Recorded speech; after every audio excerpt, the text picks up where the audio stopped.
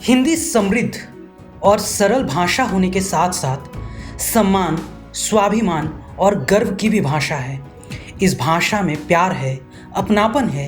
हिंदी बस हमारे लिए भाषा भर नहीं है, ये हमारे लिए माँ के समान है। और इसी माँ के एक लाल हैं डॉक्टर सत्य प्रकाश तिवारी, जिनको पश्चिम बंगाल सरकार के उच्च शिक्षा विभाग की ओर से 5 सितंबर 2023 को शिक्षक दिवस के शुभ अवसर पर यहाँ के सर्वश्रेष्ठ सम्मान शिक्षा रत्न सम्मान से सम्मानित किया जाएगा। ये सम्मान केवल उनका सम्मान नहीं है, बल्कि ये उन सभी का सम्मान है जो हिंदी से प्यार करते हैं। डॉक्टर सत्य प्रकाश तिवारी बेहद सहज एवं सरल व्यक्तित्व के धनी हैं। यह बंगाल के हिंदी भाषियों के लिए भी गर्व की बात है कि इस हिंदीतर प्रदेश में शायद पहली बार किसी हिंदी के प्रोफेसर को राज्य के इस सर्वश्रेष्ठ सम्मान से अलंकृत किया जा रहा है। हम सभी जानते हैं कि शिक्षक दिवस शिक्षकों के सम्मान में मनाया जाने वाला एक त्यौहार है, जिसे डॉक्टर सर्वपल्ली राधाकृष्णन के जन्मदिन के अवसर पर मनाया जाता है। स्वयं डॉक्टर राधाकृष्ण ने ही इसे शिक्षक के परिश्रम और सेवा के प्रति सम्मान हेतु गुरुजनों के लिए एक सार्वजनिक तौर पर मनाने का ऐलान किया था। पश्चिम बंगाल में प्रत्येक वर्ष इस अवसर पर शिक्षा के क्षेत्र में सर्वश्रेष्ठ योगदान देने वाले शिक्षकों को चुनकर उनकी शैक्षणिक और सामाजिक कार्य प्रणाली को देखते हुए सम्मान से सम्मानित किया जाता है, जो कि शिक्षक और उनके छात्रों के लिए गर्व का विषय होता है। डॉक्टर तिवारी हिंदी और उससे जुड़े बच्चों के साथ विभाग को समृद्ध करने के लिए कुछ ना कुछ हमेशा करते रहते हैं, और शायद इसी का परिणाम है हमारे हिंदी, बांग्ला और नेपाली के तुलनात्मक अध्ययन के रूप में उन्होंने प्रस्तुत किया। इसके लिए इन्हें पहले भी 2 अंतर्राष्ट्रीय सम्मान मिल चुके हैं। पहला नेपाल के प्रधानमंत्री श्री के.पी. शर्मा ओली द्वारा और दूसरा INLS international Nepali literature society London की ओर से भानुभक्त और तुलसीदास पर किए गए उनके समग्र कार्यों को देखते हुए दिया गया। नेपाल में जब उनको रथ पर सवार कर ले जाया गया तो वो राजकीय झांकी देखने लायक थी। किसी भी साहित्यकार और शिक्षक को इतना बड़ा सम्मान देना पूरे देश को सम्मान देना होता है। डॉक्टर सत्य प्रकाश तिवारी को ये सम्मान नेपाल सरकार द्वारा दिया जाना पूरे भारतवर्ष का सम्मान था।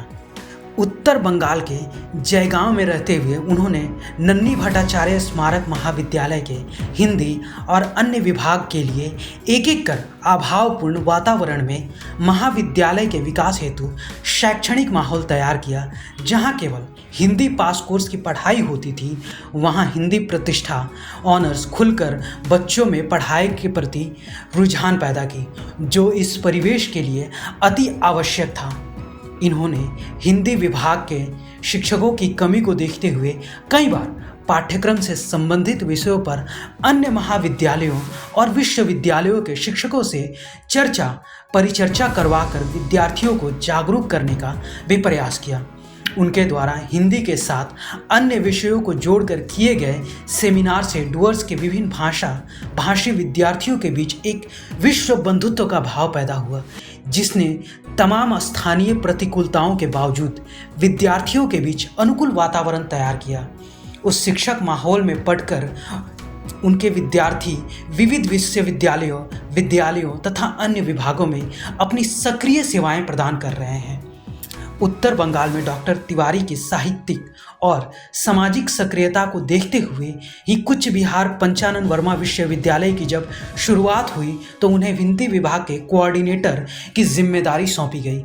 वैसे तो डॉक्टर तिवारी 1 मार्च 2007 को कोलकाता से जयगांव आए और 23 जुलाई 2014 को पुनः कोलकाता लौट गए, किंतु जिस आत्मीयता से उन्होंने जयगांव को अपनाया, यहाँ के विभिन्न संस्थाओं से जुड़े और उससे संबंधित लोगों तथा छात्रों को लाभ पहुँचाया, ये देख कभी लगा ही नहीं कि तिवारी जी कोलकाता से आए हैं। उनका जयगांव आना बिल्कुल भी अलग था, इसलिए आज भी जब उनसे बात होती है तो उसमें जयगांव का जिक्र ज़रूर आता है।